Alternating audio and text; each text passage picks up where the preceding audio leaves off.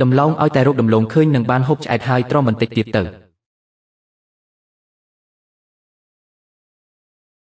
ម៉ែក្មេងតូចភ្ញាក់ឡើងថ្ងៃត្រជាក់យ៉ាងនេះមិនក៏មកដេកនៅទីនេះម៉ែនេះជាកូនផ្ទះណាគេនឹងមិនក៏រងាយ៉ាងនេះគឺម៉ែរើបាននៅទីទួលកូនធំឆាប់ទៅយកថង់ទឹកក្តៅមកកម្ដៅខ្លួនឲ្យក្មេងនេះទៅនាងរងាខ្លាំងណាស់កូនធំឆាប់ទៅយកថង់ទឹកក្តៅមកបាត់ខ្ញុំទៅឥឡូវហើយ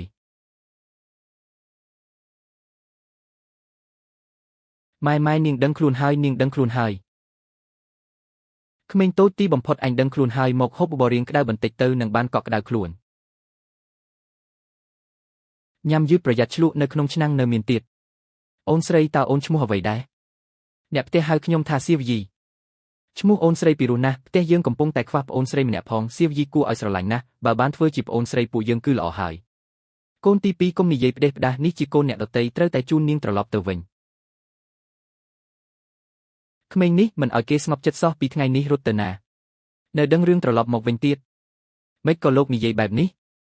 ក្មេងរងាឡើងកម្ដៅមិនស្រកសឹងតែបាត់បង់ជីវិតទៅហើយក្នុងផ្ទះគ្មានស្បៀងសល់ទេឯណាមានអារម្មណ៍ខ្វល់រឿងច្រើនយ៉ាងនេះនាងជាកូនស្រីបង្កើតរបស់លោកមិនមែនជាបន្ទុកទេខ្ញុំព្រមានលោកត្រូវតែមើលថែនាងឲ្យបានល្អពួកលោកចិត្តដាច់ពេកហើយក្មេងនេះកំពុងតែគ្រុនក្តៅមិនក៏ពួកលោកធ្វើដាក់នាងបែបនេះខ្ញុំដាច់ខាត់មិនព្រមទេក្មេងនេះខ្ញុំយកមកចិញ្ចឹមហើយយកមកចិញ្ចឹមសិនឡានាងកុំនិយាយលេងសាច់អីមានក្មេងម្នាក់ទៀតនាងចិញ្ចឹមឬទេក្មេងតូចកុំខ្លាចអីតាក្មួយព្រមទៅជាមួយមីងទេខ្ញុំព្រមប្រធានលីខ្ញុំចង់សុំសៀវយីកូនផ្ទះតាលីនឡាវគឺមកចិញ្ចឹមខ្ញុំខ្លាចថ្ងៃក្រោយពួកគេក្រឡាសម្ដីចង់អញ្ជើញលោកធ្វើជាសាក្សីលីនឡាវគឺលីវគួយសៀងអ្នកទាំងពីរស្ម័គ្រចិត្តបោះបង់សិទ្ធិចិញ្ចឹមបីបាច់សៀវយីមិនអាចក្រឡាសម្ដីបានទេដឹងហើយម៉ែប្អូនស្រីសៀវយីអ្នកទាំងពីរត្រឡប់មកវិញហើយខ្ញុំរៀបចំបន្ទប់ដាក់អស់រួចរាល់ហើយក្មេងល្អហត់នឿយអញហើយឆាប់សួស្ដីបងទៅសួស្ដីបងអូនស្រីនេះជារបស់អូនបងដេវីពីក្រណាត់ថ្ងៃក្រោយបងនឹងនាំអូនទៅលេងសៀវយីនៅលើទំមានបាយក្តៅទេមិនបាច់ទេខ្ញុំញ៉ាំមួយនេះបានហើយមួយនេះសម្រាប់ឯងញ៉ាំវាទៅពើកម្លាំងពួកយើងញ៉ាំរួចអស់ហើយសៀវយីគឺជាអ្នកដតីមិនអាចធ្វើខុសទេសៀវយីត្រូវតែស្ដាប់បង្គាប់បើធ្វើខុសនឹងត្រូវគេបញ្ជូនទៅវិញរងាណាស់សៀវយីមិនអាចឈឺទេមិនអាចចម្លងជំងឺដល់ម៉ាក់និងបងទេមិនបានទេ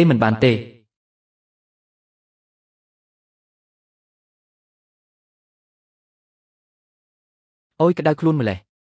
កូនមិនក៏មកពួននៅទីនេះម៉ាក់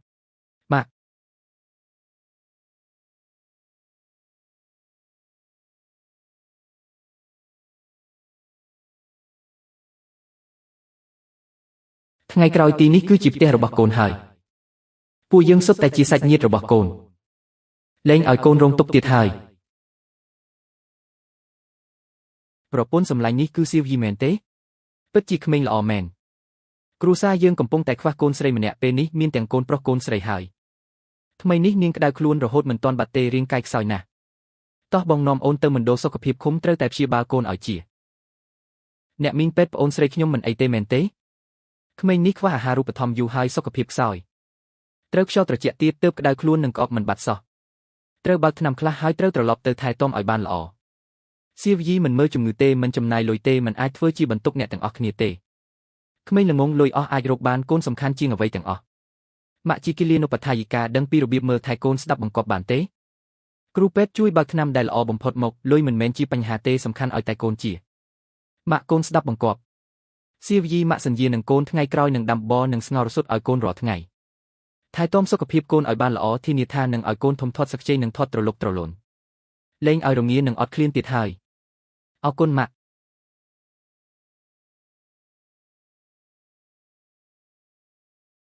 រៀងល្វីងបន្តិចទ្រាំបន្តិចទៅផឹកថ្នាំរួចរាងកាយនឹងជាសះស្បើយហើយ2ថ្ងៃទៀតយើងនឹងជាហើយមិនបាច់ផឹកទៀតទេម៉ាក់កូនផឹកអស់ហើយថ្ងៃក្រោយកូននឹងលេបថ្នាំឲ្យបានត្រឹមត្រូវមិនធ្វើជាបន្ទុកមិនឲ្យអ្នកទាំងអស់គ្នាព្រួយបារម្ភទេសៀវយីឆាប់ញ៉ាំស្ករទៅផ្អែមមួយផ្លែតលេងល្វីងហើយ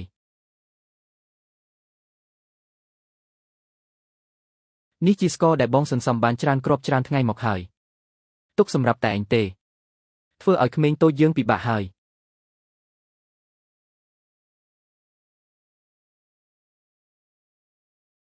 សៀវយីមកអង្គុយថ្នមអង្គុយឲ្យស្រួលកុំខ្លាចសៀវយីរៀងខ្លាចអង្គុយឲ្យនឹងទៅពួកយើងរុញថ្នមមិនខ្ពស់ពេកទេអរគុណម៉ាក់អរគុណបងប្រុសខ្ញុំចូលចិត្តទីនេះណាស់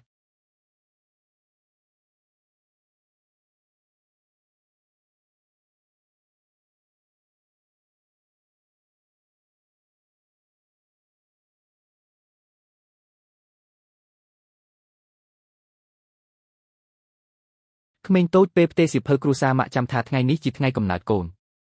ពីមុនកូនមិនដែលបានធ្វើខួបកំណើតទេពីមុនគ្មានអ្នកធ្វើឲ្យកូនទៅថ្ងៃមុខរាល់ឆ្នាំម៉ាក់នឹងកំដរកូនធ្វើខួបកំណើតក្រាស់ឈើនេះឲ្យឯងថ្ងៃក្រោយបងសិតសក់ឲ្យឯង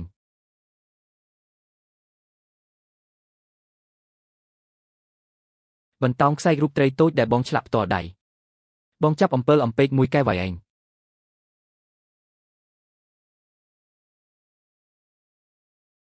នាងជន់នាងមីននាងគូពួកកូនការពារប្អូនស្រីបានល្អ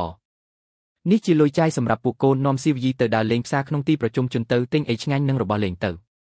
ម៉ាក់ពួកកូនដឹងហើយច្បាស់ជាមើលថែប្អូនស្រីឲ្យបានល្អ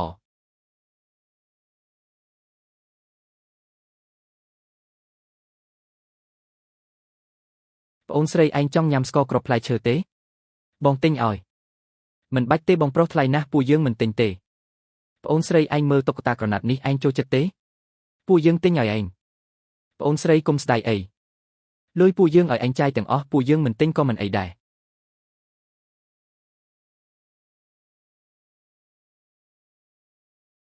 ផ្អែមណាស់អរគុណបងប្រុស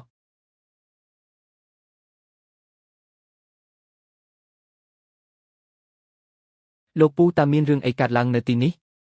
ក្មេងនេះស្រាប់តែដួលប្រកាច់នៅលើដីដកដង្ហើមពិបាកណាស់មើលទៅគួរឲ្យខ្លាចណាស់បងឆាប់ថយចេញទុកកន្លែងឲ្យគាត់ដកដង្ហើមគាត់កំពុងធ្វើទុកជំងឺហឺតហើយក្មេងស្រីតូចមួយដឹងអីទៅកុំមកចេះនៅទីនេះប្រសិនបើជួយមិនបានវាមិនមែនជារឿងលេងសើចទេ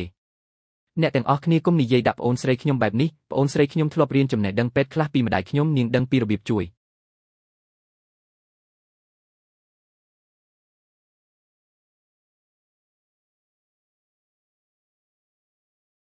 កុំខ្លាចធ្វើតាមខ្ញុំ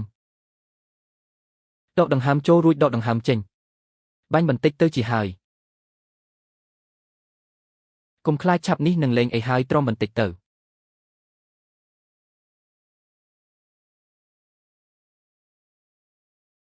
ពូកែណាស់ក្មេងស្រីតូចនេះពិតជាអាចជួយសង្គ្រោះក្មេងនេះបានមែន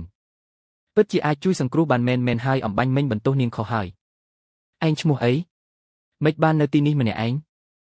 ខ្ញុំឈ្មោះស៊ូយីឈិនខ្ញុំមកផ្សារជាមួយប៉ាម៉ាក់តែចៃដន្យឲ្យកោវង្វេងគ្នាខ្ញុំមិនស្គាល់ផ្លូវទៅផ្ទះទេហើយក៏ចាំលេខទូរស័ព្ទពួកគេមិនច្បាស់ដែរកុំខ្លាចពួកយើងនាំឯងទៅផ្ទះពួកយើងសិនទៅបាទអរគុណបងប្រុសបងស្រីនាងជន់ក្មេងនេះជានរណាម៉ែនេះគឺស៊ូយីឈិនគាត់ធ្វើទុកជំងឺហឺតនៅឯផ្សារគឺប្អូនស្រីជាអ្នកជួយគាត់វង្វេងជាមួយប៉ាម៉ាក់គាត់ពួកយើងក៏នាំគាត់មកទីនេះ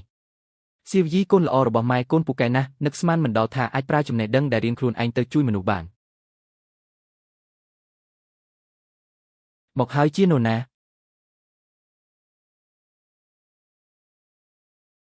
ជាឡានកុំភ័យអីមានរឿងមួយចង់ប្រាប់ឯងត្រូវតែតាំងស្មារតីឲ្យរឹងមាំលេខាភូមិមានរឿងអីគឺអញចេះក្រុមការងារភូមិទើបតែទទួលបានទូរស័ព្ទពីមណ្ឌលសុខភាពសូវយីជួបគ្រោះថ្នាក់ចរាចរណ៍ពេលកំពុងដឹកជញ្ជូនរបួសធ្ងន់ធ្ងរណាស់ពេលនេះកំពុងសង្គ្រោះបន្ទាន់នៅមន្ទីរពេទ្យគេឲ្យឯងប្រញាប់ទៅទីនោះសូវយីស៊ូយីរបស់ខ្ញុំម៉ាក់តើម៉ាក់កើតអីតើប៉ាមានរឿងមែនទេ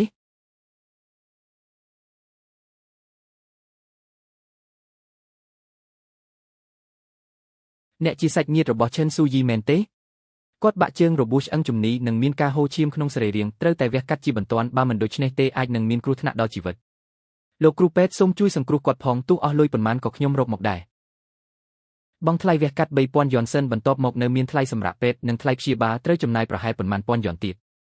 ខ្ញុំមានតែ800យន់ទេនៅខ្វះ 2,200 យន់ទៀតសូមលោកគ្រូពេទ្យទុកពេលឲ្យខ្ញុំប៉ុន្មានថ្ងៃទៀតខ្ញុំច្បាស់ជារកគ្រប់ថៅកែសូមជួយចេញថ្លៃវះកាត់សិនទៅស៊ូយីមានគ្រោះថ្នាក់ពេលធ្វើការឲ្យថៅកែចាំខ្ញុំរកលុយបាន មិនពាក់ព័ន្ធនឹងខ្ញុំទេមកពីគាត់មិនប្រយ័ត្នខ្លួនឯងខ្ញុំមិនចេញលុយទេនាងរកវិធីខ្លួនឯងទៅ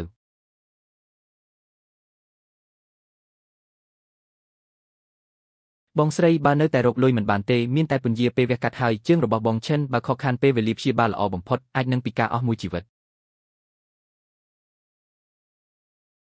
ឡានឲ្យពិតជាលំបាកសម្រាប់នាងហើយស៊ូយីមានរឿងធំបែបនេះនាងជាមនុស្សស្រីម្នាក់ឯងត្រូវមើលថែកូនច្រើនយ៉ាងនេះតើទ្រាំយ៉ាងម៉េចទៅខ្ញុំអាចរកវិធីខ្លួនឯងបានមិនរំខានបងបារម្ភទេខ្ញុំប្រាប់នាងមួយវិធីអ្នកកំឡោះចាំងនៅភូមិចិត្តខាងមានលុយនាងយកស៊ីវយីទៅឲ្យគាត់ទៅអាចបាន 5000 យន់កុំថាឡើយថ្លៃវះកាត់សល់លុយអាចទិញម្ហូបបើកម្លាំងទៀតបងនិយាយស្អីហ្នឹងស៊ីវយីជាកូនស្រីខ្ញុំដាច់ខាតមិនឲ្យទៅអ្នកដទៃទេ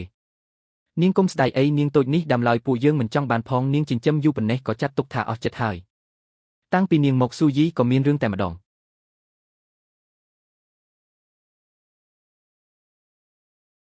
បងបិទមាត់ទៅទោះបីខ្ញុំត្រូវដើរសុំទានគេក៏ដាច់ខាតមិនបញ្ជូននាងទៅឲ្យអ្នកដទៃដែរល្អសិនឡាននាងមិនស្គាល់ល្អអាក្រក់ទេស៊ីវយីនឹងហើយដែលនាំស៊ុយឲ្យឈិនស៊ូយីរបួសធ្ងន់ចាំមើលគ្រួសារនាងវិនិច្ឆ័យទៅបើនាងមិនបញ្ជូននាងតូចនេះទៅទេគ្រួសារនាងទាំងមូលនឹងជួបគ្រោះថ្នាក់បើមីងហ៊ានជាកូនស្រីខ្ញុំមួយម៉ាត់ទៀតខ្ញុំមិនយកទេប្អូនស្រីខ្ញុំមិនមែនជាផ្កាយនាំស៊ុយទេមីងឯងទៅជាមនុស្សស្រីចិត្តអាក្រក់ហាមជិះប្អូនស្រីខ្ញុំចេញទៅសិនឡានមានចិត្តល្អទទួលចិញ្ចឹមក្មេងនាងនៅមករករឿងទៀតប្រញាប់ចេញទៅសុទ្ធតែជាកំហុសរបស់ខ្ញុំបញ្ជូនខ្ញុំទៅប៉ានឹងអាចធ្វើការវះកាត់បានម៉ាក់និងបងនឹងមិនបាច់ហត់នឿយទៀតទេចុះស៊ីវយីក្មេងល្ងងឯងទៅណាម៉ាក់បាននិយាយហើយថានឹងមិនលក់កូនដាច់ខាតកូនគឺជាបណ្ដោចិត្តរបស់ម៉ាក់មិនមែនជាបន្ទុកទេមានកូននៅទៅគ្រួសារយើងពេញលេញអូនស្រីកុំខ្លាចអីពួកយើងនឹងរកលុយថ្លៃវះកាត់ឲ្យគ្រប់ប៉ានឹងជាសះស្បើយពួកយើងមិនឲ្យអូនចាក់ចេញទេ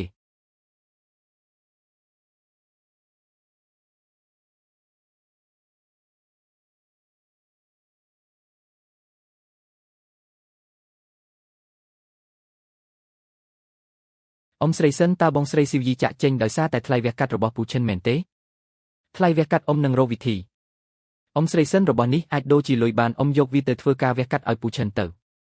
ម៉ាក់ខ្ញុំប្រាប់ថាវាមានតម្លៃណាស់អ៊ំមិនអាចយកទេក្មួយទុកទៅចាំពេលរកគ្រួសារឃើញត្រូវប្រគល់ឲ្យគេវិញម៉ាក់ខ្ញុំនិងប្អូនទី2ទី3បានពិភាក្សាគ្នាហើយពួកយើងឈប់រៀនហើយថ្ងៃស្អែកនឹងទៅធ្វើការនៅទីក្រុងជួយម៉ាក់រកលុយថ្លៃវះកាត់ប៉ានិយាយផ្ដេសផ្ដាស់អីពួកឯងអាយុប៉ុន្មានហើយកំពុងតែវ័យសិក្សាមិនក៏ថាមិនរៀនគឺមិនរៀនចឹងម៉ាក់ដឹងថាពួកកូនអាណិតម៉ាក់អាណិតប៉ាប៉ុន្តែពួកកូននៅក្មេងការសិក្សាទើបជាផ្លូវចេញរបស់ពួកកូនយ៉ាងនេះចុះជាជួនកូននាំប្អូនទី2ទី3ស៊ីវយីនិងអ៊ីភីងទៅផ្ទះមុនទៅមើលថែផ្ទះឲ្យបានល្អធ្វើបាយក្តៅឲ្យប្អូនញ៉ាំមើលថែពួកគេឲ្យបានល្អម៉ាក់ពួកយើងដឹងហើយពួកយើងនឹងនាំស៊ីវយីនិងអ៊ីភីងទៅផ្ទះឥឡូវនេះម៉ាក់ក៏ត្រូវមើលថែខ្លួនឯងឲ្យបានល្អដែរកុំហត់ពេក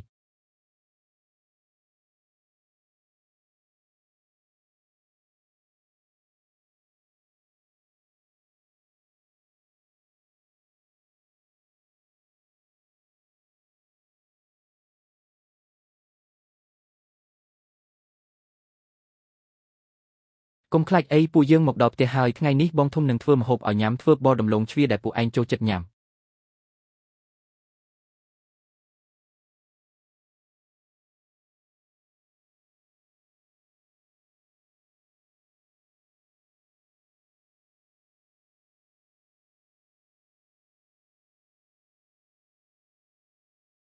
ឈ្ងុយណាស់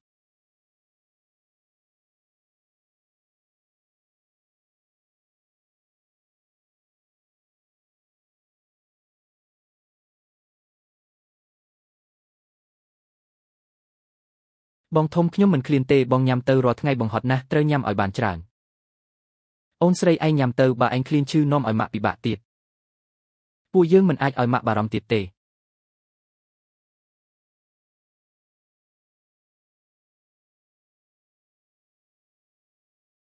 ញ៉ាំតិចទៅក្តៅ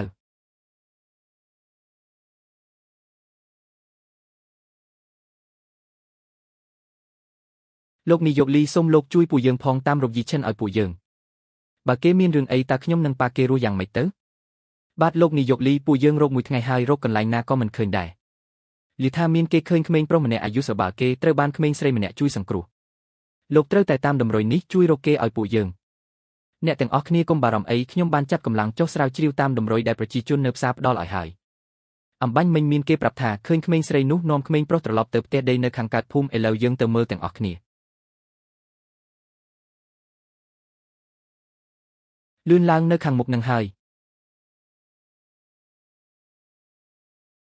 បងប្រុសញ៉ាំទឹកបន្តិចទៀតទៅញ៉ាំទឹកហើយនឹងឆាប់ជាអរគុណបងស្រីស៊ីវយីហើយនឹងបងប្រុសនានជុនបើគ្មានអ្នកទាំងពីរទេម្សិលមិញខ្ញុំប្រហែលជាកកស្លាប់ហើយមិនអីទេចាំឯងជាសិនពួកយើងជួយរកប៉ាម៉ាឯងជីឆិនម៉ាក់តាមរកកូនពិបាកណាស់បើគ្មានកូនទេតាម៉ាក់នឹងប៉ារស់យ៉ាងម៉េចទៅម៉ាក់សុំទោសដែលធ្វើឲ្យបារម្ភខ្ញុំមិនអីទេសំណាងបានបងស្រីស៊ីវយីនិងបងប្រុសនានជុនជួយខ្ញុំក្មេងល្អអរគុណឯងហើយអរគុណដែលបានជួយជីឆិន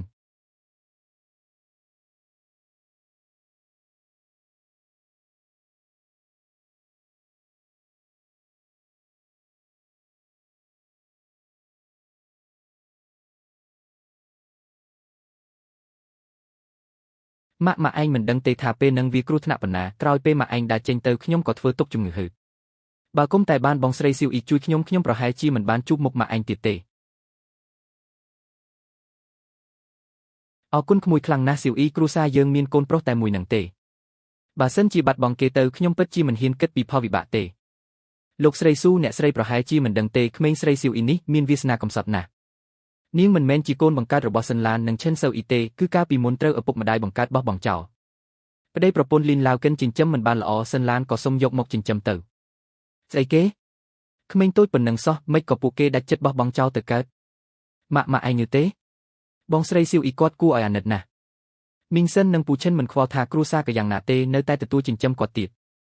ឥឡូវពូឈិនជួបគ្រោះថ្នាក់ចរាចរណ៍ពួកយើងត្រូវតែជួយពួកគាត់ត្រូវតែជួយសង្គ្រោះពូឈិនស្អីគេឈិនសូវអ៊ីជួបគ្រោះថ្នាក់ចរាចរណ៍កុំបារម្ភអីខ្ញុំនឹងតាក់ទងទៅមន្ទីរពេទ្យឥឡូវនេះរៀបចំគ្រូពេទ្យដែលពូកែបំផុតចំណាយប៉ុន្មានខ្ញុំជាអ្នកចេញអាឡូអ្នកស្រីសិនអរគុណអ្នកទាំងពីរខ្លាំងណាស់ដែលបានជួយសង្គ្រោះកូនខ្ញុំសកុនមួយនេះពួកយើងនឹងចងចាំអស់មួយជីវិតលោកស៊ូលោកគួរសំពេចហើយក្មេងមិនអីគឺល្អហើយខ្ញុំគ្រាន់តែធ្វើរឿងដែលគួរធ្វើតែប៉ុណ្ណោះអ្នកស្រីសិនពួកយើងងឺថាលោកឈិនរងរបួសធ្ងន់លុយវះកាត់ក៏មិនទាន់គ្រប់ហើយថៅកែក្រុមហ៊ុនដឹកជញ្ជូនក៏ធ្វើបាបអ្នកទៀតមែនហើយនៅខ្វះលុយច្រើនណាស់ថៅកែក៏មិនព្រមជួយខ្ញុំពិតជាអស់វិធីហើយអ្នកស្រីសិន5000យ៉ននេះគឺជាថ្លៃវះកាត់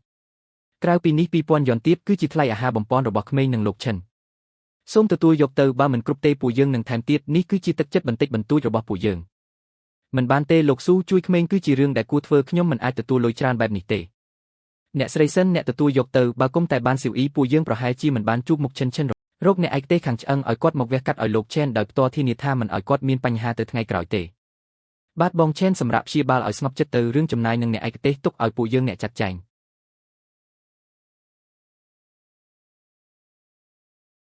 អរគុណអ្នកទាំងអស់គ្នា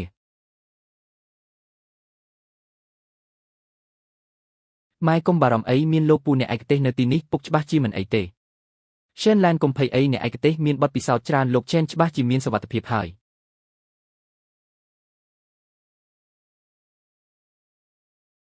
ការវះកាត់ទទួលបានជោគជ័យលោកឆេនធូរស្បើយច្រើនហើយក្រោយវះកាត់សម្រាប់ឲ្យបានល្អអាចជាសេះស្បើយដូចដើមគ្មានបញ្ហាអ្វីទៅថ្ងៃក្រោយទេអរគុណលោកគ្រូពេទ្យអរគុណលោកគ្រូពេទ្យខ្លាំងណាស់ឆេនឡែនរឿងបងឆេនមិនអាចទុកចោលបែបនេះទេថៅកែម្នាក់នោះល្មើសច្បាប់ជួលឡានជំពាក់ប្រាក់ខែហើយថែមទាំងបដិសេធមិនចេញថ្លៃពេទ្យទៀតខ្ញុំនឹងតាក់ទងទៅខាងពាក់ព័ន្ធឲ្យដាក់ទោសគាត់ឥឡូវនេះលោកអគ្គនាយកសូការយកច្រឡំទេសុទ្ធតែជាការយកច្រឡំខ្ញុំនឹងទូទាត់ប្រាក់ខែឲ្យឥឡូវនេះហើយសងថ្លៃខាតបង់ការងារនិងថ្លៃពេទ្យទៀតគុំនិយាយច្រើនទូទាត់ភ្លាមទៅបើមិនអញ្ចឹងទេក្រុមដឹកជញ្ជូនរបស់អ្នកគុំសង្ឃឹមថាបានបើកទៀត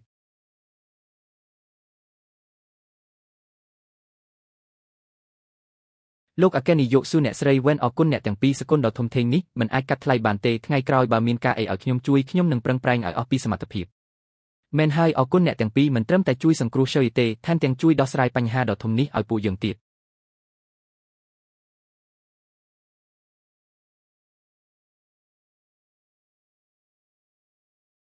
ឡានឲ្យតាំងពីឆៃវមកផ្ទះយើងមកក្នុងផ្ទះក៏មានស្នាមញញឹមក្មេងប្រុសទាំង3ក៏ចេះទទួលខុសត្រូវជាងមុនមិនមែនរពើសដូចមុនទៀតទេ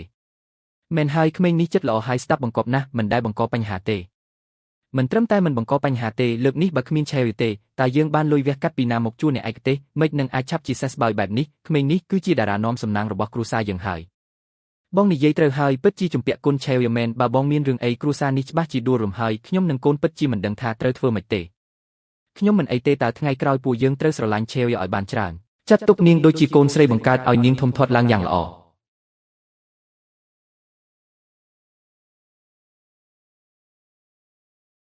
ប៉ា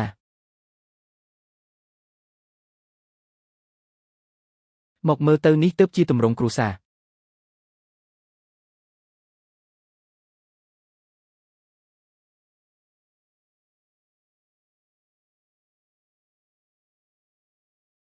បងស្រីសៀវយីខ្ញុំមកហើយ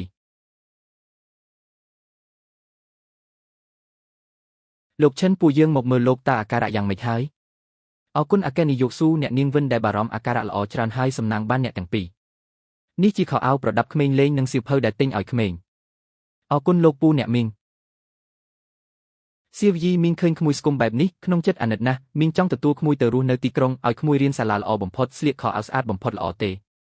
ខ្ញុំមិនទៅជាមួយអ្នកមីងទេខ្ញុំត្រូវកំដរប៉ាម៉ាក់ទីនេះជាផ្ទះខ្ញុំមិនទៅណាទាំងអស់សៀវយីពិតជាក្មេងដែលដឹងគុណមែនមិនអីទេបើសៀវយីមិនដាច់ចិត្តពីគ្រួសារពួកយើងមិនបង្ខំទេយ៉ាងនេះចុះពួកយើងជួយគ្រួសារអ្នកទាំងអស់គ្នាទៅទីក្រុងជួយដោះស្រាយការងារឲ្យក្មេងទាំង4ទៅរៀននៅទីក្រុងគ្រួសារជួបជុំគ្នាអគ្គនាយកស៊ូឥឡូវខ្ញុំឆ្លោះជាមួយថៅកែចាស់ហើយខ្ញុំចេះតែបើកឡានធំឥឡូវសំបីតែការងារក៏គ្មានពិតជាពិបាកចិត្តមែន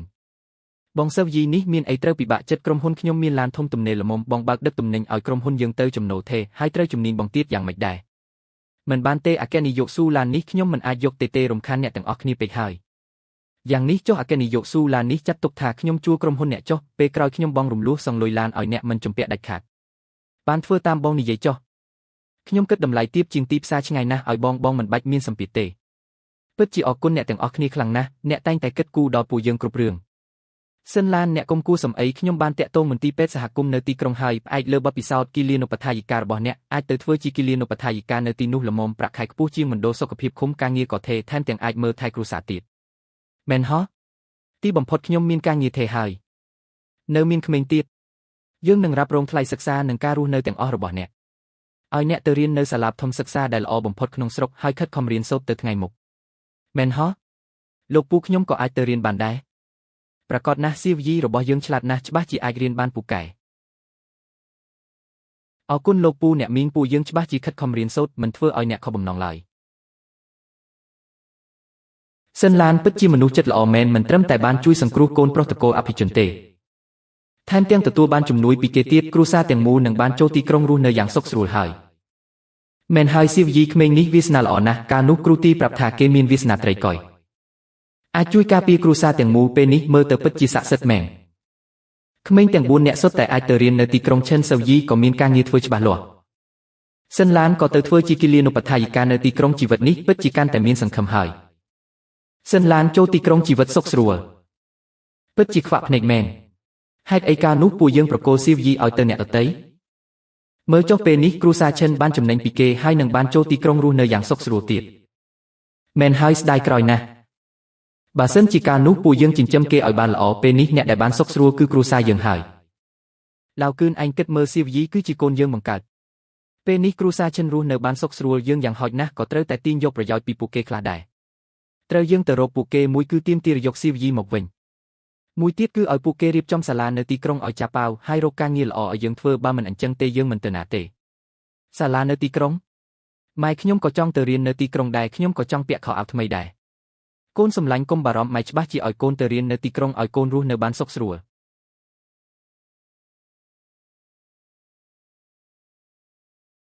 សិនឡានឈិនសៅយីពួកឯងចេញមកឲ្យយើងលីវគុយហួរលីនឡាវគឿនពួកឯងមកទីនេះធ្វើអីសៀវយីគឺជាកូនយើងបង្កើតជាមនុស្សរបស់គ្រួសារលីនពេលនេះពួកឯងបានចំណេញពីគេរស់នៅបានសុខស្រួលត្រូវតែប្រគល់គេមកឲ្យយើងវិញហើយចិញ្ចឹមពួកយើងម៉ាក់ខ្ញុំមិនចង់ទៅជាមួយពួកគេទេខ្ញុំមិនមែនជាកូនពួកគេទេខ្ញុំគឺជាកូនរបស់ម៉ាក់មួយគឺប្រគល់សៀវយីមកឲ្យយើងវិញមួយទៀតគឺឲ្យគ្រួសារស៊ូរៀបចំសាលាល្អនៅទីក្រុងឲ្យចាប់ប៉ាវហើយឲ្យផ្ទះមួយខ្នងនៅទីក្រុងមកប្តីប្រពន្ធយើងបើមិនអញ្ចឹងទេយើងនឹងនៅទីនេះមិនទៅណាទេ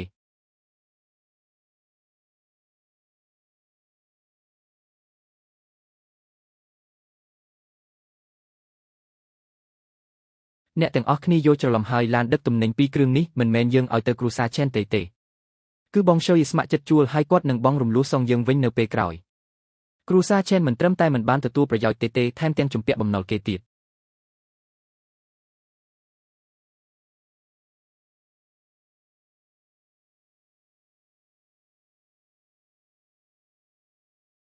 ស្អីគេជំពាក់បំណុលមែនហើយបើសិនជាអ្នកទាំងអស់គ្នាក៏យល់ព្រមយើងក៏អាចទិញផ្ទះមួយខ្នងនៅទីរួមស្រុកឲ្យអ្នកទាំងអស់គ្នាក្នុងតម្លៃពិសេសដូចគ្នាដែរអ្នកទាំងអស់គ្នាគ្រាន់តែបងរំលោះសងវិញទៅបានហើយយ៉ាងម៉េចដែរតាមពិតគ្មានប្រយោជន៍អីសោះថែមទាំងត្រូវជំពាក់លុយគេទៀតយើងមិនអាចធ្វើទេបើអញ្ចឹងយើងមិនរំខានទៀតទេ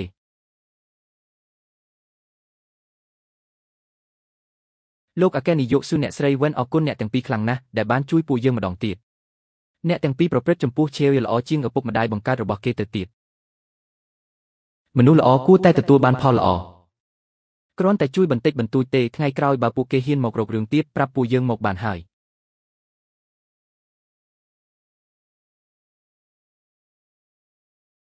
ទន្សាយឈើដែលបងធ្វើឲ្យខ្ញុំត្រូវតែយកតាមខ្លួនរហូតមិនដាច់ចិត្តចោលទេ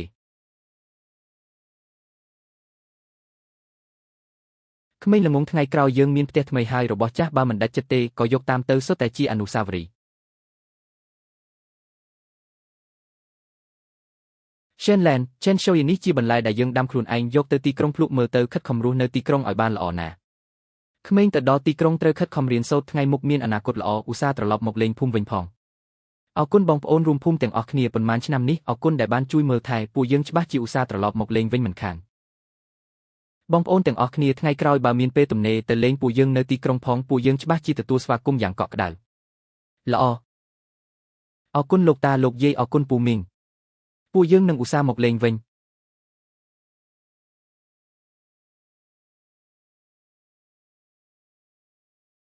ឧស្សាហ៍មកលេងវិញណាឧស្សាហ៍មកលេងវិញលីហើយលោកតាលោកយាយទាំងអស់គ្នាក្មួយត្រូវទៅរស់នៅជីវិតថ្មីនៅទីក្រុងហើយអូនតូចថ្ងៃក្រោយពួកយើងនៅទីក្រុងនឹងកាន់តែល្អប្រសើរឡើងហើយម៉ាក់ផ្ទះខ្ពស់ទាំងនោះជាអ្វីទៅហើយមានឡានច្រើនណាស់រត់លឿនម្លេះទាំងនោះគឺជាអគារខ្ពស់ជាកន្លែងដែលមនុស្សរស់នៅវ៉ាវឡាននៅទីក្រុងគឺសម្រាប់ជិះថ្ងៃក្រោយពួកយើងរស់នៅទីក្រុងក៏អាចឃើញញឹកញាប់ដែរកូនពួកយើងមកដល់ផ្ទះថ្មីហើយសៀវយីម៉ាក់បានរៀបចំបន្ទប់ផ្ទាល់ខ្លួនមួយសម្រាប់កូនឆាប់មកតាមម៉ាក់មកម៉ាក់បន្ទប់នេះស្អាតណាស់ពិតជាសម្រាប់កូនមែនទេកូនលែងត្រូវគេងចង្អៀតក្នុងរោងអស់ទៀតហើយទីបំផុតមានកន្លែងផ្ទាល់ខ្លួនហើយក្មេងល្ងងប្រកាសជាសម្រាប់កូនហើយថ្ងៃក្រោយទីនេះគឺជាបន្ទប់តូចរបស់កូនគ្មានអ្នកណាធ្វើឲ្យកូនរងទុក្ខទៀតទេផ្កាតូចនេះគឺបងទី2ធ្វើថ្ងៃក្រោយពួកយើងអានសៀវភៅលេងហ្គេមក្នុងបន្ទប់ជាមួយគ្នាត្រូវហើយពួកយើងលេងជាមួយគ្នាអរគុណម៉ាក់អរគុណបងកូនចូលចិត្តបន្ទប់នេះណាស់សៀវយីកូនសាអាវមួយនេះមើលទន់ស្រួលពាក់ណាស់ពណ៌ក៏ស្អាតដែរអ៊ំស្រីមិនបាច់ទេខ្ជិះខ្ជីពេកហើយមិនខ្ជិះខ្ជីទេសៀវយីរបស់ពួកយើងស័ក្តិសមនឹងរបស់ស្អាតទាំងអស់មកសាកស្បែកជើងកីឡាមានរូបផ្កាស្បៃរឿងតូចនេះមើលជ្រើសរើសរៀងធំបន្តិចកូនកំពុងលូតកម្ពស់អាចពាក់បានមួយឆ្នាំទៀតអ៊ំស្រីមិនបាច់ទិញច្រើនម្លេះទេកូនមានខោអាវពាក់មានរបស់លេងហើយក្មេងល្ងងរបស់ទាំងនេះគឺសម្រាប់កូនទាំងអស់ថ្ងៃក្រោយកូនត្រូវខំរៀនសូត្រធំឡើងដោយក្តីរីករាយអរគុណអ៊ំស្រីវិនថ្ងៃក្រោយពួកយើងច្បាស់ជាខំរៀនសូត្រមិនឲ្យអ៊ំខកបំណងឡើយស្បែកជើងថ្មីស្អាតណាស់ពាក់ប្រឡាក់ទៅលេងស្អាតហើយចាំចូលរៀនសឹមពាក់សៀវយីស្បែកជើងទិញមកគឺសម្រាប់ពាក់ប្រឡាក់ម៉ាក់អាចជួយបោកឲ្យទោះបីជាបោកតតែចាស់ក៏ម៉ាក់ទិញថ្មីឲ្យកូនទៀតដែរកូនមើលអញ្ចឹងទោះបីជាប្រឡាក់ក៏នៅតែស្អាតដែរពីមុនពួកយើងក្រគ្មានលទ្ធភាពឥឡូវជីវភាពធូរធារហើយកូនអាចមានរបស់ដែលខ្លួនឯងចូលចិត្តដោយក្លាហានព្រោះកូនគឺជាកែវភ្នែករបស់ប៉ាម៉ាក់ម៉ាក់ពិតជាស្អាតណាស់អរគុណម៉ាក់សេនឡានខ្ញុំបានតាក់ទងជាមួយសាលារួចហើយឥឡូវនេះទៅជួយក្មេងរៀបចំបែបបទចូលរៀនទៅសៀវយីត្រូវចូលរៀនថ្នាក់ទី1ក្មេងប្រុស3នាក់ទៀតត្រូវបែងចែកទៅតាមថ្នាក់រៀនខ្លួនអរគុណអ្នកក្រវិននឿយហត់ហើយបើគ្មានអ្នកគ្រូទេយើងពិតជាមិនដឹងថាត្រូវធ្វើយ៉ាងម៉េចទេអរគុណបែបបទរួចរាល់ហើយអ្នកក្រវិនអាចឲ្យម្ដាយក្មេងនាំពួកគេទៅរកគ្រូបន្ទប់ថ្នាក់ទី1បានហើយចាស់រំខាននេះយកហើយសេនឡានកុំភ័យអីថ្ងៃក្រោយក្មេងនឹងរៀននៅទីនេះហើយឥឡូវនាំសៀវយីទៅជួបគ្រូបន្ទប់ថ្នាក់ទៅអរគុណអ្នកក្រវិនសួស្ដីអ្នកគ្រូនេះជាកូនស្រីខ្ញុំសៀវយីថ្ងៃក្រោយរំខានអ្នកគ្រូជួយមើលថែផងសួស្ដីអ្នកគ្រូខ្ញុំឈ្មោះសៀវយីថ្ងៃក្រោយសូមអ្នកគ្រូជួយណែនាំផង សៀវយីពិតជាដឹងក្តីមែនអ្នកគ្រូចូលចិត្តអញណាស់ថ្ងៃក្រោយមានការលំបាកអីអាចមករកអ្នកគ្រូបានអរគុណអ្នកគ្រូអរុនសួស្តីអ្នកគ្រូសិស្សានុសិស្សថ្ងៃនេះថ្នាក់ផ្កាយក្រហមរបស់យើងមានមិត្តថ្មីម្នាក់គឺសៀវយីតោះយើងស្វាគមន៍នាងទាំងអស់គ្នាបងស្រីសៀវយីទីនេះជីឈិនឯងក៏នៅទីនេះដែរខ្ញុំបានសុំអ្នកគ្រូមុនហើយថ្ងៃក្រោយយើងអង្គុយទៅជាមួយគ្នាចូលរៀនជាមួយគ្នារៀនជាមួយគ្នាសៀវយីឯងអង្គុយទីនេះចុះ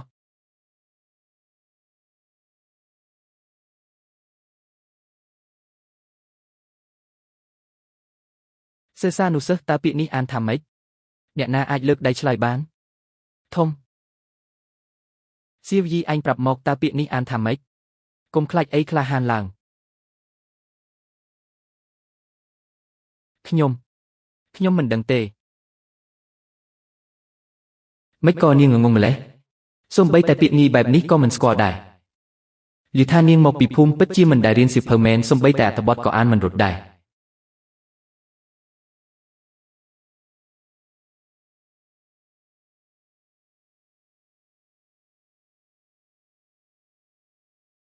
សិស្សានុសិស្សស្ងាត់បន្តិចកុំសើចចំអកអ្នកដទៃសៀវយីឯងមកសាកមើលខ្ញុំពួកយើងទៅសួនកំសាន្តនាងអានរដាក់រដប់ណាស់គួរឲ្យចង់សាច់ណាស់មានអីគួរឲ្យចង់សើចគេមិនចេះពួកឯងគួរតែជួយនាងមិនមែនសើចចំអកនាងទេសៀវយីមិនអីទេអង្គុយចុះសិនទៅធ្វើសន្សឹមទៅ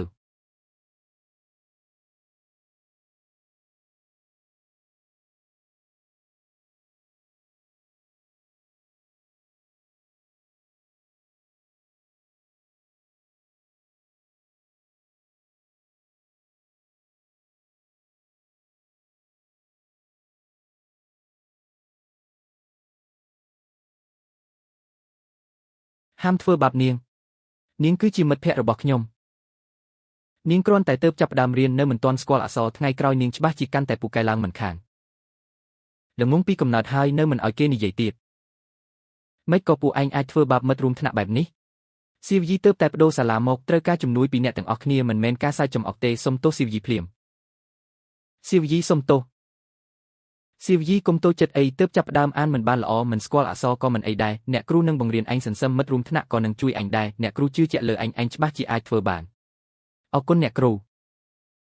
បងស្រីសៀវយីអក្សរនេះអានថាឌឺមនុស្សជាមនុស្សល្អបងអានតាមខ្ញុំមនុស្សត្រូវហើយអានបានល្អណាស់មួយទៀតអក្សរនេះអានថាបុផ្ទះពួកយើងសុទ្ធតែមានផ្ទះប្អូនស្រីកុំប្រញាប់ពួកយើងរៀនជាមួយគ្នារាល់ថ្ងៃរៀនពី3តួអក្សរយូរទៅនឹងចេះទាំងអស់ហើយត្រូវហើយប្អូនស្រីពួកយើងកុំដរែងលេងឲ្យអ្នកណាធ្វើបាបឯងទៀតហើយ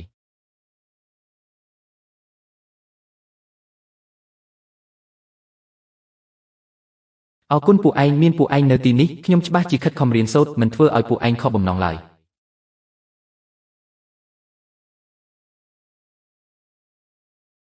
ល្អណាស់កាន់តែមានភាពក្លាហានហើយអត្ថបទនេះនិយាយពីភាពកក់ក្ដៅក្នុងគ្រួសារខ្ញុំចូលចិត្តពាក្យថាការកំដរគឺជាកាដូដ៏ល្អបំផុតឆ្លើយបានល្អណាស់ការអានក៏កាន់តែរលូនដែរតោះអ្នកទាំងអស់គ្នាទះដៃឲ្យសៀវយីមួយ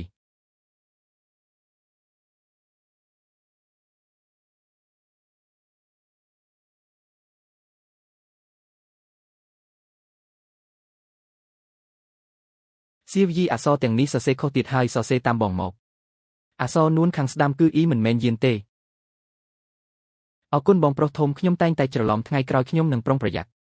អរគុណបងប្រុសទាំង3មានអ្នកទាំងអស់គ្នាខ្ញុំលែងខ្លាចការរៀនសូត្រទៀតហើយ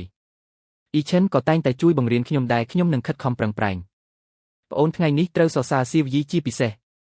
ពេលទើបតែបដូរមកនាងពិបាកចំណាំអក្សរមិនហ៊ាននិយាយកិច្ចការផ្ទះក៏ធ្វើមិនសូវរួចតែពេលនេះនាងមិនត្រឹមតែអាចអានអត្ថបទបានរលូនថែមទាំងអាចធ្វើកិច្ចការផ្ទះដោយខ្លួនឯងទៀតពិន្ទុគណិតវិទ្យាក៏កើនឡើងជាលំដាប់នេះសុទ្ធតែជាលទ្ធផលនៃការខិតខំប្រឹងប្រែងរបស់នាងអ្នកទាំងអស់គ្នាត្រូវរៀនសូត្រតាមសៀវយីជួបការលំបាកមិនត្រូវចុះចាញ់ត្រូវធ្វើគ្រប់យ៉ាងឲ្យបានល្អអរគុណអ្នកក្រវាងអរគុណមិត្តរួមថ្នាក់ខ្ញុំនឹងបន្តខិតខំប្រឹងប្រែងមិនធ្វើឲ្យអ្នកទាំងអស់គ្នាខកបំណងឡើយ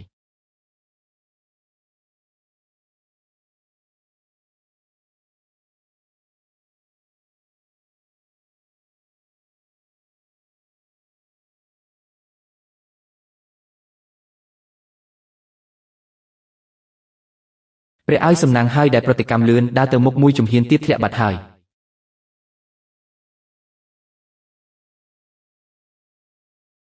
ចប់ហើយទំនិញខ្ញុំសង្កត់នៅខាងក្នុងអស់ហើយនេះជាក្តីសង្ឃឹមរបស់គ្រួសារខ្ញុំតើត្រូវធ្វើម៉េចទៅពូកំភៃខ្ញុំជួយមនុស្សចេញសិនចាំយកទំនិញចេញប្រកាសជាអាចរក្សាទំនិញពូបាន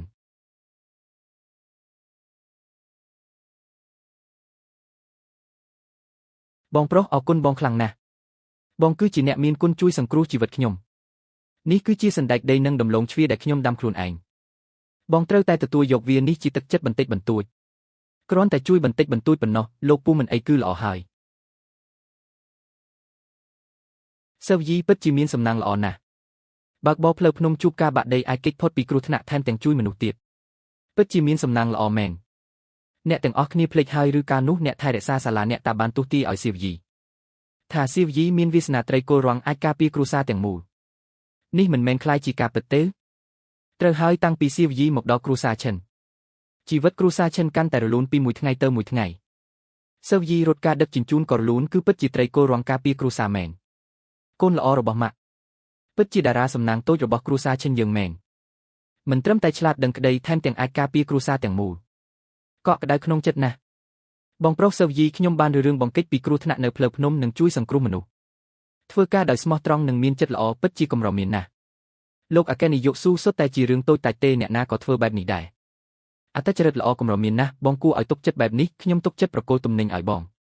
ខិតខំធ្វើការទៅជីវិតនឹងកាន់តែរុងរឿងអរគុណលោកអគ្គនាយកស៊ូដែលបានជួយជ្រោមជ្រែងខ្ញុំច្បាស់ជាខិតខំរត់ការដឹកជញ្ជូនធ្វើការដោយស្មោះត្រង់ឆាប់សងបំណុលឡានដឹកទំនិញឲ្យអស់មិនធ្វើឲ្យលោកខកបំណងឡើយ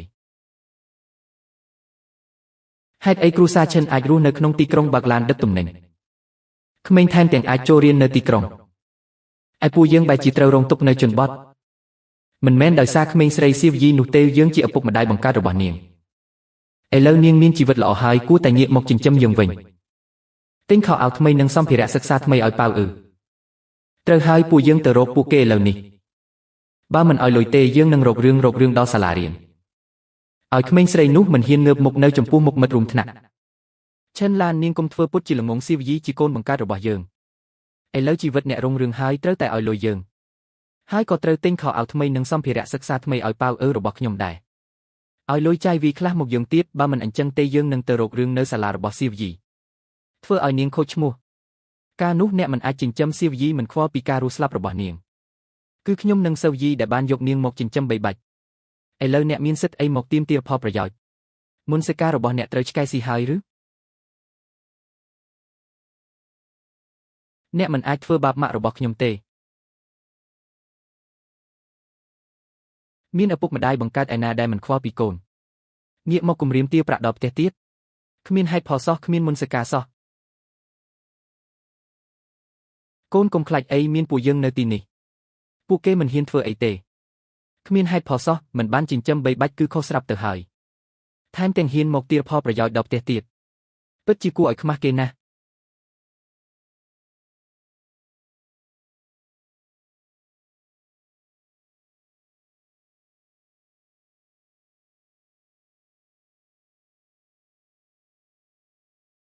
លីនឡាវហ្គិនលីវគួយសៀងឈប់សិនស្ងប់ស្ងាត់ទាំងអស់គ្នាសៀវយីបានទូរស័ព្ទមកខ្ញុំតាំងពីយូរហើយអ្នកទាំងអស់គ្នាមកលោឡានៅទីនេះ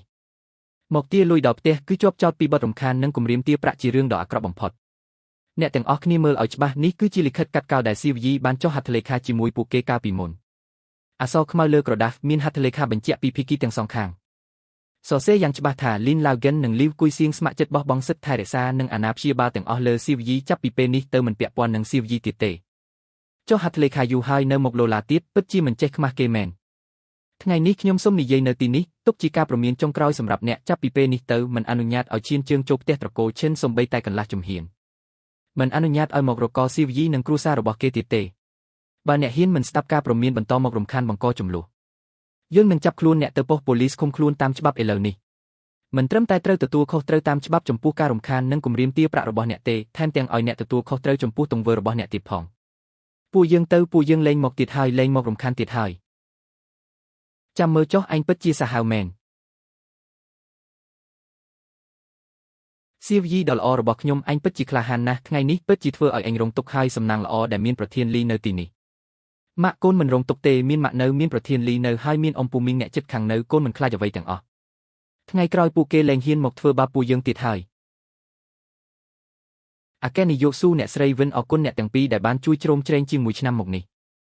ថ្ងៃនេះទីបំផុតខ្ញុំបានប្រមូលប្រាក់បង់រំលោះឡានដឹកទំនិញគ្រប់ចំនួនហើយមិនខ្វះ1សេនទេសងរួចរាល់អស់ហើយទៅថ្ងៃមុខឡានដឹកទំនិញមួយគ្រឿងនេះគឺជារបស់ខ្ញុំពិតប្រាកដហើយថ្ងៃក្រោយខ្ញុំច្បាស់ជាខិតខំប្រឹងប្រែងឲ្យកាន់តែខ្លាំងរត់ឡានដឹកទំនិញឲ្យបានល្អមិនធ្វើឲ្យអ្នកទាំងពីរខកបំណងឡើយបងប្រុសសើយីពិតជាពូកែមែនមិនពឹងផ្អែកលើការអាណិតអាសូរពីអ្នកដទៃពឹងផ្អែកលើការតស៊ូអត់ធ្មត់របស់ខ្លួនឯងពិតជាគួរឲ្យគោរពណាស់បងស័ក្តិសមនឹងទទួលបានអ្វីទាំងអស់នេះមែនហើយសើយីទៅថ្ងៃមុខខិតខំធ្វើការឲ្យបានល្អជីវភាពនឹងកាន់តែប្រសើរឡើងគ្រួសារយើងទាំងពីរទៅថ្ងៃមុខក៏រស់នៅជាមួយគ្នាដូចសាច់ញាតិអញ្ចឹងដែរ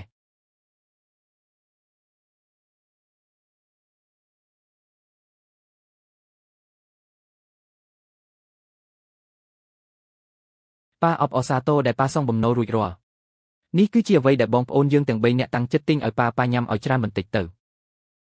ប៉ានេះគឺជារូបដែលកូនគូឲ្យប៉ាគូពីគ្រួសារយើងជូនពោប៉ាទៅថ្ងៃមុខរត់ឡានដឹកទំនិញបានសុខសប្បាយរលូនល្អគ្រប់យ៉ាងដូចបំណង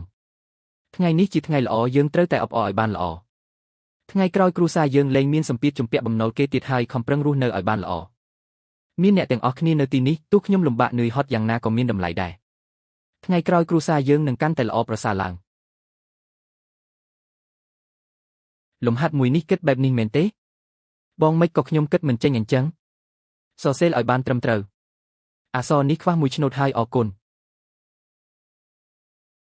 ថ្ងៃនេះរងាស់សាច់មែនទេក្មេងឥឡូវកាន់តែអ៊ូអរហើយពីមុនក្នុងផ្ទះស្ងាត់ជ្រោមឥឡូវនេះទីបំផុតដូចជាផ្ទះមួយហើយ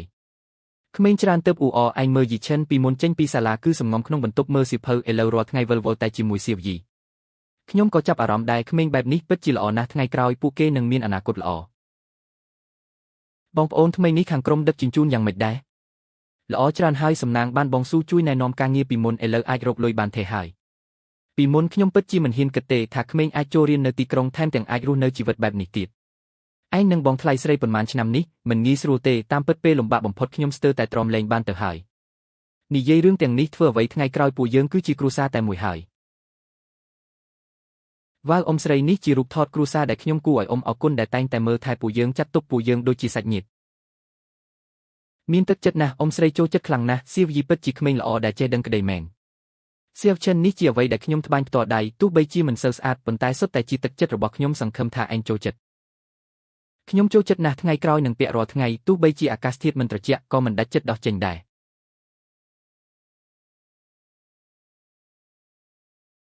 យ៉តូចពិតជាមានយ៉តូចមែនហើយមានបន្ទប់ខ្លួនឯងទៀតទីបំផុតខ្ញុំមានបន្ទប់ខ្លួនឯងហើយ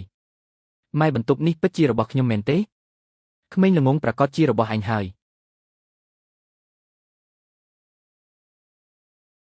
យីឈិនប្រាប់ឯងដំណឹងល្អមួយពួកយើងទិញផ្ទះថ្មីហើយទូលីណាស់ហើយមានយ៉តតូចមួយទៀតទីបំផុតខ្ញុំមានផ្ទះដែលជារបស់ខ្លួនឯងពិតប្រាកដហើយមែនទេល្អណាស់សៀវយីខ្ញុំពិតជាសប្បាយចិត្តជំនួសឯងចាំខ្ញុំរវល់រួចនឹងទៅជួយឯងរៀបចំផ្ទះថ្មីភ្លាមអូខេឯងឆាប់មកខ្ញុំនាំឯងទៅមើលបន្ទប់របស់ខ្ញុំដឹងហើយទៅឥឡូវហើយបន្ទប់នេះជារបស់ខ្ញុំកុំរត់ផ្ដេសផ្ដាសធ្វើការសិនអ្នកទាំងអស់គ្នាត្រូវប្រុងប្រយ័ត្នបន្តិចបោះសម្អាតទៅថ្ងៃមុខទីនេះគឺជាផ្ទះថ្មីរបស់យើងហើយបាទម៉ាក់ចុះកូនអាចរើបន្ទប់បានទេរើបន្ទប់មិនអីទេម៉ាក់នឹងរៀបចំគ្រឿងសង្ហារិមឲ្យបានល្អដើម្បីឲ្យកូនរស់នៅបានស្រួល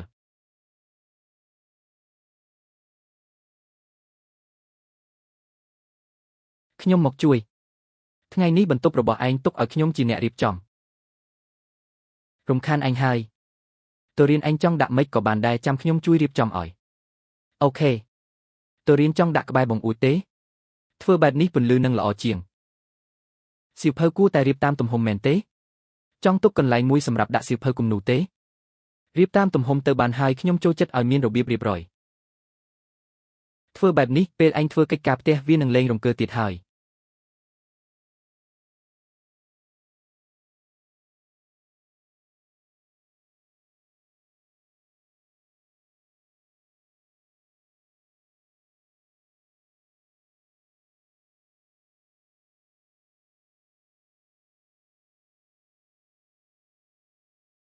មកស៊ូយីអបអសាទរដែលបានរើចូលផ្ទះថ្មី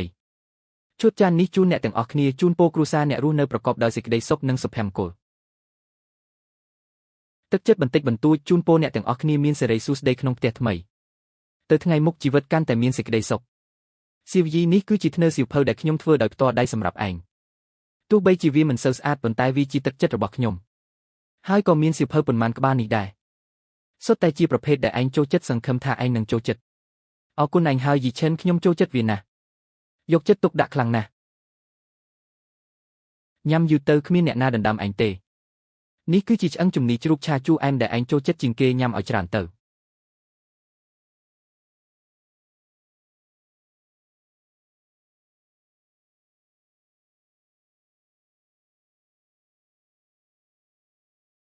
ក្មេងពីរនាក់នេះពិតជាស័ក្តិសមគ្នាណាស់ធំដឹងក្តីជាមួយគ្នាតាំងពីតូចមនោសញ្ចេតនាពិតជាល្អមែនទៅថ្ងៃមុខច្បាស់ជាអាចក្លាយជាគូនឹងគ្នា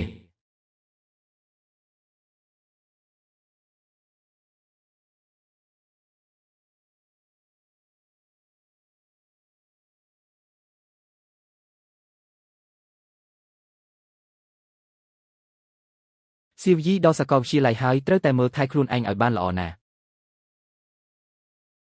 ញ៉ាំបាយឲ្យទៀងទាត់សម្រាប់ឲ្យបានគ្រប់គ្រាន់កុំធ្វើការហត់ពេកមានរឿងអីត្រូវតែទូរស័ព្ទមកផ្ទះភ្លាមម៉ាក់កូនដឹងហើយម៉ាក់និងប៉ាក៏ត្រូវថែរក្សាខ្លួនឯងឲ្យបានល្អដែរកុំធ្វើការហត់ពេកកូននឹងទូរស័ព្ទមកផ្ទះឲ្យបានញឹកញាប់យីឈិនកូនត្រូវមើលថែសៀវយីឲ្យបានល្អនៅសាលាមានរឿងអីកូនត្រូវជួយនាងឲ្យបានច្រើនមានការលំបាកអីទូរស័ព្ទមកផ្ទះមក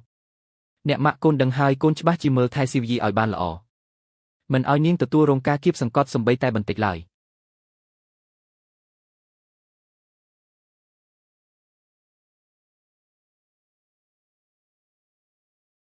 ទីបំផុតខ្ញុំប្រឡងជាប់ជំនាញគិលានុបដ្ឋាយិកាហើយថ្ងៃក្រោយត្រូវតែខិតខំរៀនសូត្រខ្លាយជាគិលានុបដ្ឋាយិកាដ៏ឆ្នើមម្នាក់មិនអាចធ្វើឲ្យប៉ាម៉ាក់ខកបំណងឡើយមហាវិទ្យាល័យហិរញ្ញវត្ថុដែលខ្ញុំរៀនក៏នៅជិតសាលារបស់ឯងដែរខ្ញុំនឹងទៅរកឯងញឹកញាប់ឯងមិនធុញខ្ញុំទេមែនទេមិននឹងអាចទៅ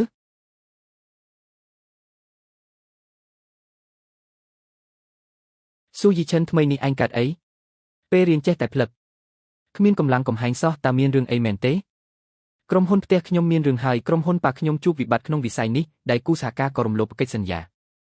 ខ្សែចង្វាក់មូលនិធិត្រូវដាច់ម៉ាក់ខ្ញុំបារម្ភរហូតដល់គេងមិនលក់ពេញមួយយប់តែខ្ញុំបែរជាជួយអីមិនបានសោះកុំភ័យយីឈិនច្បាស់ជាមានវិធីហើយខ្ញុំនៅកំដរែងពួកយើងគិតរកវិធីទាំងអស់គ្នាទោះបីជាជួបរឿងអីក៏ដោយខ្ញុំក៏មិនបណ្ដោយឲ្យឯងរែកពុនម្នាក់ឯងដែរពិតជាមានវិធីមែនទេប៉ាខ្ញុំរត់រោគច្រើនកន្លែងហើយនៅតែរកអ្នកវិនិយោគមិនបានបើនៅតែបែបនេះទៀតក្រុមហ៊ុនច្បាស់ជាចប់ហើយប្រកាសជាមានខ្ញុំនឹងគិតរកវិធីច្បាស់ជាអាចជួយពួកឯងបាន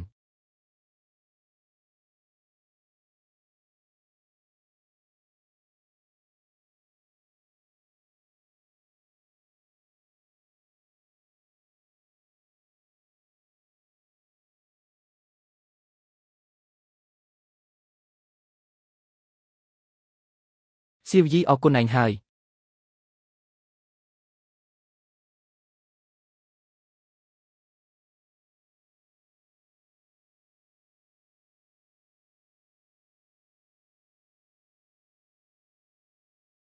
លោកគ្រូខ្ញុំមានសំណូមពរមួយក្រុមហ៊ុនផ្ទះមិត្តភក្តិខ្ញុំជួបវិបត្តិហិរញ្ញវត្ថុឮថាគ្រូនិងអ្នកវិនិយោគសក្តានុពលម្នាក់លោកគ្រូវែងគឺជាអ្នកស្គាល់គ្នាចាស់តើអ្នកអាចជួយតាក់ទងគាត់បានទេខ្ញុំដឹងថាវារំខានអ្នកប៉ុន្តែខ្ញុំពិតជាគ្មានជំរឿផ្សេងទេឈៀវយូឯងគឺជាសិស្សដែលខ្ញុំពេញចិត្តបំផុតទាំងស្មោះត្រង់និងចិត្តល្អដោយសារឯងហាមាត់ហើយខ្ញុំនឹងជួយឯង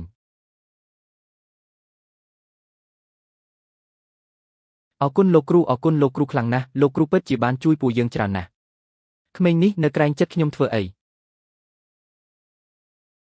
លោកអគ្គនាយកសូដោយឃើញពីកេរ្តិ៍ឈ្មោះជាច្រើនឆ្នាំរបស់អ្នកនិងភាពស្មោះត្រង់របស់ក្មេងស្រីនេះ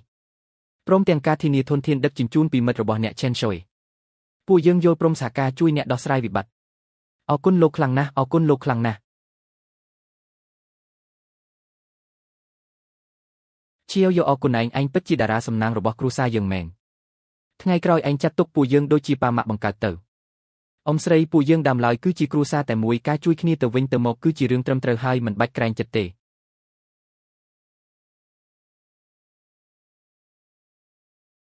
ឈៀវយកអរគុណអូនមួយជីវិតនេះបងច្បាស់ជានឹងការពារអូនឲ្យបានល្អមិនឲ្យអូនខកចិត្តឡើយអូនជឿជាក់លើបងលោកអគ្គនាយកសិទ្ធថ្ងៃក្រោយការដឹកជញ្ជូនទំនិញរបស់អ្នកខ្ញុំធានាទាំងអស់ធានាជាអាទិភាព ច្បាស់ជាជួយអ្នកកាត់បន្ថយការចំណាយពួកយើងនឹងកាន់តែល្អប្រសើរទាំងអស់គ្នាល្អថ្ងៃក្រោយគ្រួសារយើងទាំងពីរនឹងក្លាយជាសាច់ញាតិជារៀងរហូតតស៊ូទាំងអស់គ្នា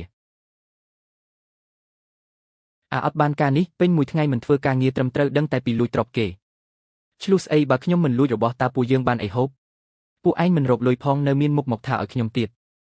បានហើយកុំឆ្លុះគ្នាទៀតឯងលួចរបស់តូចតាចក៏ហីចុះមិនក៏ទៅលួចឡានទំនើបឥឡូវគេមកគ្រប់ដល់ផ្ទះទាសំណងរាប់សែនយ៉នខ្ញុំមិនដឹងថាឡាននឹងថ្លៃម្លេះខ្ញុំស្មានតែជាឡានធម្មតាលក់អេតចៃបានលុយខ្លះគឺឯងដែលលួចឡានខ្ញុំហើយថែមទាំងដោះគ្រឿងលក់អេតចៃទៀតឯងដឹងទេថាឡាននឹងតម្លៃប៉ុន្មានរាប់សែនយ៉នគ្រូសាឯងមានលុយសងទេភស្តុតាងច្បាស់លាស់កូនប្រុសរបស់អ្នកត្រូវបានកាមេរ៉ាសុវត្ថិភាពថតជាប់ហើយរត់មិនរួចទេមួយគឺចរចាសងជំងឺចិត្តមួយទៀតគឺទៅប៉ុស្តិ៍ប៉ូលីសជាមួយពួកយើងដើម្បីបើកសំណុំរឿងពួកអ្នកជ្រើសរើសខ្លួនឯងទៅពួកយើងមានលុយរាប់សែនយ៉នឯណាទោះបីជាអ្នកលក់គ្រួសារយើងទាំងមូលក៏គ្មានលុយសងដែរនេះមិនមែនចង់យកជីវិតពួកយើងទេពួកអ្នកពិភាក្សាគ្នាទៅតែចង់ចរចាសងជំងឺចិត្តឥឡូវនេះឬក៏ទៅជាមួយពួកយើង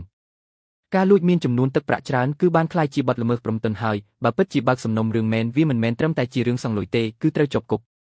មែនហើយក្មេងស្រីជាវយនោះរៀនសាកលវិទ្យាល័យនៅទីក្រុងខេត្តហើយមានគ្រួសារសិស្សជួយទៀតច្បាស់ជាមានលុយច្រើនពួកយើងទៅរកនាងទាលុយទៅរកនាងឲ្យនាងជួយសងជំងឺចិត្តយើងនាងជាបងស្រីបង្កើតត្រូវតែជួយអញហើយមែនហើយពួកយើងទៅរកនាងនៅខេត្តឥឡូវនេះបើនាងមិនជួយយើងទេយើងនឹងទៅលោឡានៅសាលារបស់នាងឲ្យនាងខ្មាស់គេសៀវយីអង្គវរែងជួយសង្គ្រោះប៉ៅអើផងគេនៅក្មេងមិនអាចជាប់គុកទេឥឡូវឯងរស់នៅស្រួលហើយថែមទាំងមានគ្រួសារស៊ូជួយទៀតច្បាស់ជាអាចយកលុយមកបានឯងជាបងស្រីបង្កើតរបស់គេមិនអាចមិនខ្វល់ពីគេទេមែនហើយសៀវយីអង្គវរែងហើយជួយពួកយើងតែម្ដងនេះទេថ្ងៃក្រោយពួកយើងលែងមករំខានឯងទៀតហើយពួកឯងកុំមកប៉ះខ្ញុំគ្មានសាច់ញាតិដូចពួកឯងទេហើយក៏គ្មានប្អូនប្រុសបែបនេះដែរពួកឯងកុំធ្វើហួសហេតុពេកសៀវយីគ្មានកាត់ប្រកិច្ចត្រូវសងជំងឺចិត្តជំនួសកំហុសរបស់លីនជាប៉ៅទេកាលនោះពួកឯងបោះបង់នាងចោលឥឡូវនៅមានមុខមកទាមទារឲ្យនាងជួយទៀតបើនៅតែលោឡាខ្ញុំប្តឹងប៉ូលីសហើយ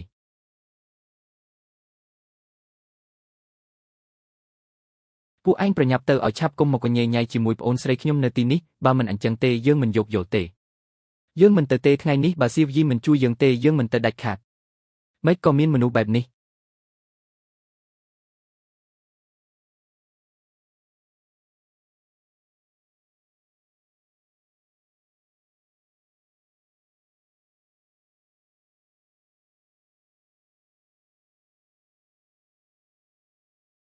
បើមិនមែនម្ដាយចិញ្ចឹមសប្តាហ៍ថ្ងៃយកខ្ញុំមកចិញ្ចឹមបើមិនមែនប្រធានលីជួយសង្គ្រោះខ្ញុំទេខ្ញុំស្លាប់បាត់ទៅហើយប៉ុន្មានឆ្នាំមកនេះពួកឯងមិនដែលខ្វល់ពីខ្ញុំទេមិនដែលផ្ដល់ភាពកក់ក្ដៅឲ្យខ្ញុំសំបីបន្តិចឥឡូវពួកឯងមានបញ្ហាក៏មករកខ្ញុំតើផ្អែកលើអ្វីតើនេះយុត្តិធម៌សម្រាប់ខ្ញុំទេលីនជាប៉ៅលួចរបស់គេគឺជាកំហុសដែលគេបង្កើតខ្លួនឯងគួរតែឲ្យគេនិងពួកឯងជាអ្នកទទួលខុសត្រូវចំពោះមុខច្បាប់មនុស្សគ្រប់រូបគឺស្មើគ្នាខ្ញុំមិនធ្វើជាអ្នកចាំតែជួយប្អូនប្រុសទេរឹតតែមិនសងជំងឺចិត្តជំនួសកំហុសអ្នកដទៃដែរមិនក៏ឯងដាច់មេត្តាម្លេះយើងជាឪពុកម្ដាយបង្កើតរបស់ឯងមិនខ្វល់ពីការរស់ស្លាប់របស់យើងបែបនេះមែនទេដាច់មេត្តាកាលនោះពេលដែលពួកឯងបោះបង់ខ្ញុំចោលមិនក៏មិនគិតថាដាច់មេត្តាប៉ុន្មានឆ្នាំមកនេះពួកឯងមិនដែលបំពេញតួនាទីជាឪពុកម្ដាយសំបីបន្តិចឥឡូវនៅមានមុខមកនិយាយពាក្យដាច់មេត្តាជាមួយខ្ញុំទៀតនេះជាអាហារូបករណ៍និងប្រាក់ខែហាត់ការដែលខ្ញុំសន្សំហើយក៏ជាលើកចុងក្រោយដែលខ្ញុំជួយពួកឯងចាត់ទុកថាតបស្នងគុណដែលបង្កើតខ្ញុំមកចោះចាប់ពីពេលនេះទៅពួកយើងអស់ជំពាក់គ្នាហើយខ្ញុំលែងជាកូនស្រីអ្នកទៀតហើយអ្នកក៏កុំមករកខ្ញុំទៀតដែរពួកយើងកាត់កោលគ្នាដាច់ស្រឡះកុំរំខានគ្នាទៀត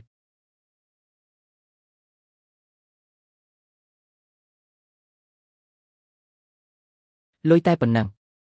មិនគ្រប់សងទេនាងមានចេតនាមែនទេពួកយើងមិនទៅទេ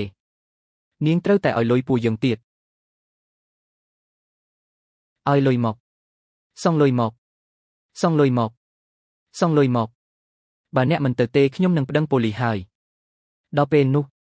អ្នកមិនត្រឹមតែមិនបានលុយទេថែមទាំងត្រូវពិន័យដោយសាររំខានអ្នកដទៃទៀតលេងជាបោក៏នឹងត្រូវចាត់ការតាមច្បាប់ពីបទចោរកម្មដែរអ្នកគិតច្បាស់ខ្លួនឯងទៅ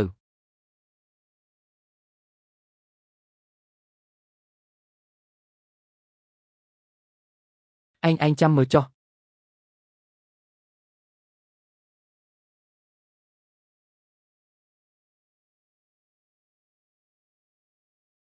ប្អូនស្រីកុំពិបាកចិត្តអីឯងធ្វើត្រូវហើយមនុស្សបែបនេះ មិនសមឲ្យឯងអាណិតទេជាវមានខ្ញុំនៅទីនេះ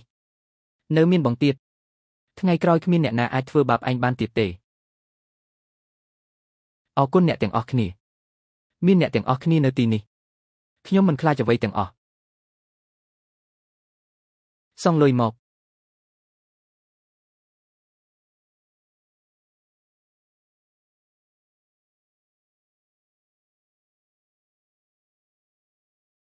ខ្ញុំចាក់អាវចាក់មួយឲ្យម៉ាក់ពាក់រដូវរងាឲ្យកក់ក្ដៅហើយថតវីដេអូជូនពរមួយទៀតឲ្យម៉ាក់ទទួលអារម្មណ៍ពីទឹកចិត្តពួកយើងខ្ញុំទិញខ្សែកមួយខ្សែមីងសង្ឃឹមថាមីងចូលចិត្តខ្ញុំក៏បានរៀបចំពិធីខួបកំណើតអនឡាញដែរឲ្យពូនិងមីងអបអរជាមួយពួកយើងអរគុណលោកស៊ូយេឈិនគិតបានល្អិតល្អន់ណាស់កូនរបស់ខ្ញុំធំអស់ហើយចេះដឹងក្តីណាស់អរគុណកូននេះជាកាដូខួបកំណើតដ៏ល្អបំផុតដែលម៉ាក់ធ្លាប់ទទួលបានកូនថែរក្សាខ្លួនឲ្យបានល្អមិនបាច់បារម្ភពីពួកយើងទេកូនរស់នៅបានសុខសប្បាយគឺជាបំណងប្រាថ្នាធំបំផុតរបស់ពួកយើងមករីករាយថ្ងៃខួបកំណើតមានកូនល្អបែបនេះឯងមានក្តីសុខណាស់ឈៀវយោពីបឋមដល់សាកលវិទ្យាល័យខ្ញុំកំដរែង10ឆ្នាំជាងហើយខ្ញុំចូលចិត្តឯងមិនមែនជាការចាប់អារម្មណ៍បែបក្មេងខ្ចីទេគឺចង់នៅជាមួយឯងមួយជីវិតយ៉ាងមុតមមខ្ញុំចង់កំដរែងសម្រេចក្តីស្រមៃធ្វើជាគិលានុបដ្ឋាយិកាចង់ឲ្យឯងមានគ្រួសារដ៏កក់ក្ដៅមួយធ្វើជាយេចិនខ្ញុំក៏ដូចគ្នាខ្ញុំយល់ព្រមធ្វើជាសង្សាររបស់លោកយល់ព្រមខិតខំប្រឹងប្រែងជាមួយលោកដើរទៅរកអនាគតជាមួយគ្នា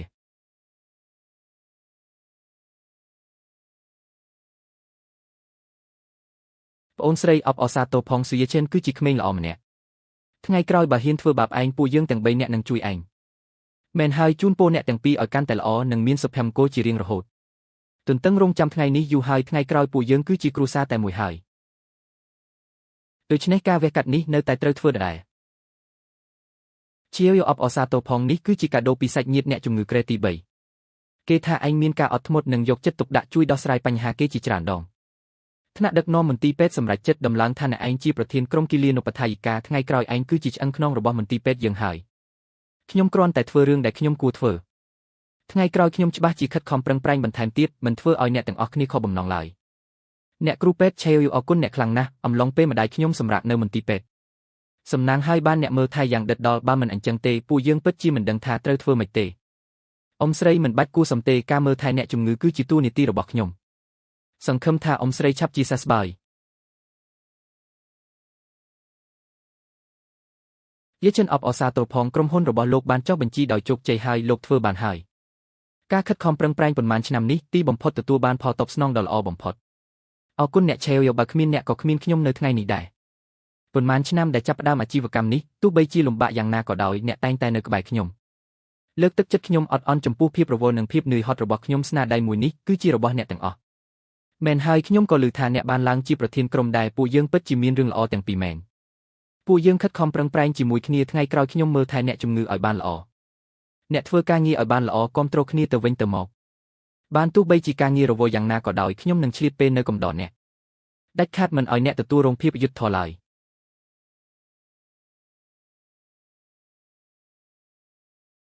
អរគុណអ្នកទាំងអស់គ្នាដែលបានមកចូលរួមពិធីមង្គលការប្អូនស្រីខ្ញុំបើមានការទទួលភ្ញៀវមិនបានដិតដល់សូមអ្នកទាំងអស់គ្នាអធ្យាស្រ័យផងបងយ៉ែនយិនកុំរវល់ពេកបងស្រីឆេវយកចិត្តចេញមកហើយថ្ងៃនេះគាត់ច្បាស់ជាស្អាតខ្លាំងណាស់ឆេវរបស់ខ្ញុំធំហើយត្រូវរៀបការហើយថ្ងៃក្រោយកូនមានគ្រួសារតូចរបស់ខ្លួនឯងហើយម៉ាក់ពិតជាត្រេកអរជំនួសកូនណាស់តែម៉ាក់ក៏អាឡ័យកូនដែរម៉ាក់ខ្ញុំនៅតែជាកូនស្រីម៉ាក់ជារៀងរហូតទោះបីជាខ្ញុំរៀបការឆ្ងាយយ៉ាងណាក៏ដោយក៏ខ្ញុំឧស្សាហ៍មកលេងម៉ាក់និងប៉ាដែរមិនទុកឲ្យអ្នកទាំងពីរឯកាទេល្អម៉ាក់ជឿជាក់លើកូនយេឈិនគឺជាក្មេងល្អគេច្បាស់ជាមើលថែកូនបានល្អថ្ងៃក្រោយត្រូវរស់នៅឲ្យបានល្អណាស់